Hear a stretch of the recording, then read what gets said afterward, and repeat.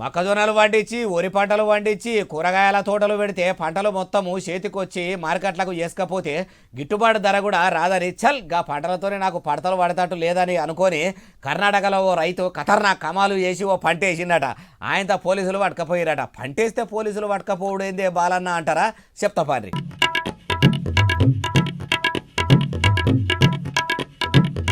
మొక్కజొన్న పంటనే వేసిండు కదా, కంకులు కూడా బూరు పెట్టినాయి, తల జుట్లు వేసింది అంటారా? మంచిగా పరీక్ష పట్టి చూస్తే వీటి నడమల వేరే చెట్లున్నాయి. అవి ఏంటి అనుకుంటారు? తులసి వనంలో గంజాయి మొలకల లెక్క మొక్కజొన్న చెట్ల నడమల గంజాయి చెట్లట. నా చేనులోకి వచ్చి ఈ చెట్లను ఎవరు పరీక్ష పట్టి చూస్తారు, నన్నెవరు అడుగుతారు అనుకున్నాడో ఏమో కానీ మొత్తానికి మొక్కజొన్న చేనుల గంజాయి సాగు చేస్తున్నాడట.